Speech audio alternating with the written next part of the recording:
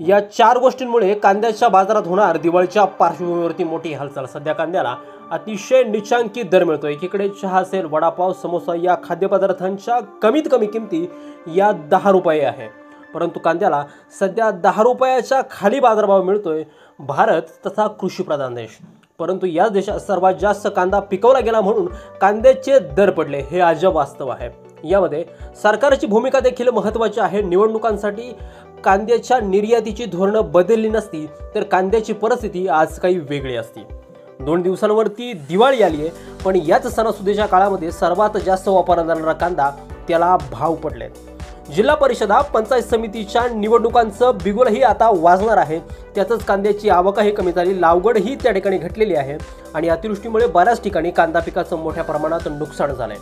आणि याच सगळ्या पार्श्वभूमीवरती येणाऱ्या काळामध्ये कांद्याला नेमका बाजारभाव वाढणार का, असा सवाल शेतकरी राजा विचारतोय।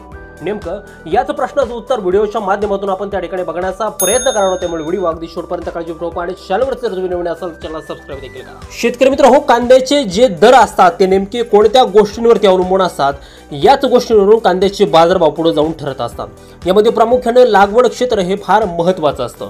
आता लागवड क्षेत्र जर वाढलेलं असेल तर मार्केटमध्ये येणारी आवकही त्या ठिकाणी वाढते आणि परिणामी मागणी आणि पुरवठा यांच्यातील गणित बिनसतं आणि मग कांद्याचे बाजारभाव हे त्या ठिकाणी घसरतात।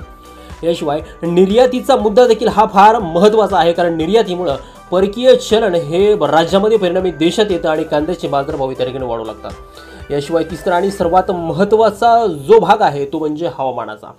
आता हवामान जर ढगाळ राहिलं किंवा जास्त अतिवृष्टी झाली किंवा गारपीट जरी झाली तर यामध्ये कांद्याचं त्या ठिकाणी नुकसान होत असतं आणि नुकसान झाल्यामुळं कांद्याची मार्केटमध्ये होणारी आवक ही त्या ठिकाणी कमी होत असते आणि या पद्धतीने देखील कांद्याचे दर हे त्या ठिकाणी वाढू शकतात। बघा शेतकरी मित्रांनो, गेल्या जवळजवळ 3 ते 4 महिन्यांपासून कांद्याला हे नेमके दर का घसरलेले आहेत याची काही प्रामुख्याने कारणं आहेत। मग यामध्ये पहिलं सर्वात महत्त्वाचं कारण म्हणजे नाफेड आणि एनसीच्या माध्यमातून त्या ठिकाणी कमी दराने कांदा खरेदी केला आणि त्याच दिवशी त्या ठिकाणी कांद्याचे बाजारभाव हे पडले। याशिवाय व्यापाऱ्यांनी सुद्धा कांदा खरेदी करणं काही दिवस त्या ठिकाणी बंद केलं होतं। मार्केटमध्ये लिलाव सुद्धा त्या ठिकाणी व्यापाऱ्यांनी बंद केले होते।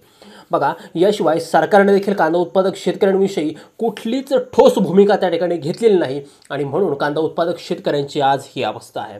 शिवाय एनसीसी आणि नाफेडनं पुन्हा हा जो खरेदी केलेला कांदा आहे हा वेगवेगळ्या राज्यांमध्ये त्या ठिकाणी 24 रुपये एवढ्या वाढीव दराने त्या ठिकाणी विकायला काढला आणि कांदा दराबाबत थेट स्पर्धाच त्या ठिकाणी निर्माण केली। यामुळे कांद्याचे दर हे त्या ठिकाणी आजही घसरलेले आहेत। बघा, आता ही दरवाढ नेमकी कशी शक्य आहे आणि दरवाढ नेमकी कधी होणार हे सुद्धा आपण बघणं त्या ठिकाणी फार महत्त्वाचं ठरणार आहे। शेतकरी मित्रांनो, लागवड क्षेत्र देखील आता त्या ठिकाणी घडलं। वर्तमानपत्रामध्ये आलेल्या बातम्यांनुसार आणि एकंदरीतच अतिवृष्टीमुळे त्या ठिकाणी लागवड क्षेत्राचं मोठ्या प्रमाणात त्या ठिकाणी नुकसान झाले, त्यामुळे येणाऱ्या काळामध्ये कांद्याची जी मार्केटमध्ये होणारी आवक आहे ती त्या ठिकाणी घसरणार आणि परिणामी बाजारामध्ये त्या ठिकाणी मोठा तुटवडा देखील निर्माण होऊ शकतो, पण हा तुटवडा त्या ठिकाणी लगेच निर्माण होणार नाही। बघा, आता भाव नसल्यामुळं काय जवळपास 70 ते 80% शेतकऱ्यांनी त्यांच्या जवळचा जो काय असणारा कांदा आहे तो कांदा त्या ठिकाणी आहे त्या बाजारभावामध्ये विकून टाकला। जवळपास 30 ते 40% हा जो काय कांदा आहे तो त्या ठिकाणी कांदा चाळीमध्ये बाराखीमध्ये तसाच्या तसा त्या ठिकाणी सोडून गेला, कारण शेतकऱ्यांनी जवळजवळ 5 ते 6 महिने कांदा हा साठवला होता।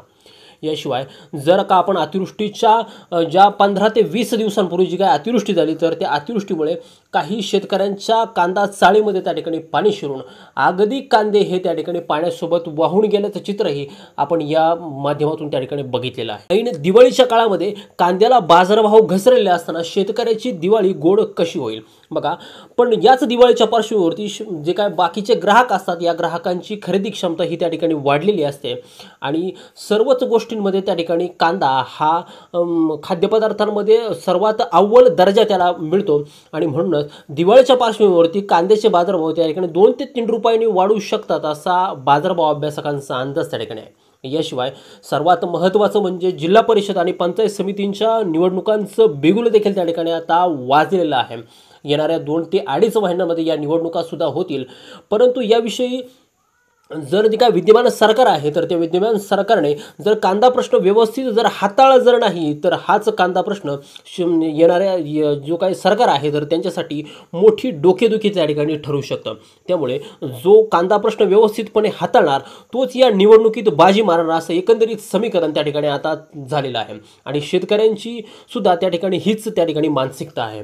बघा, एकंदरीतच कांद्याला जर 30 रुपये जर दर मिळाला तर शेतकऱ्याचं भांडवल फिटून शेतकऱ्याला साधारण 10 ते 12 रुपये हा एवढा त्या ठिकाणी नफा उरत असतो. त्यामुळं शेतकऱ्याला 30 रुपये एवढा दर मिळणं हे त्या ठिकाणी महत्त्वाचं ठरणार आहे. कारण हा जर दर का मिळाला तरच शेतकऱ्याचं कुठं काहीतरी त्या ठिकाणी चांगलं होऊ शकतो, अशी भूमिका या अगोदर देखील बऱ्याचशा शेतकऱ्यांनी त्या ठिकाणी मांडलेली आहे. त्यामुळे शेतकरी मित्रांनो, येणाऱ्या काळामध्ये तुमचं जर का कांदा मार्केटमध्ये येणार असेल तर तुम्ही बाजारभाव पाहूनच त्या ठिकाणी कांद्याची विक्री करा, जेणेकरून तुम्हाला त्या ठिकाणी फायदाच होईल.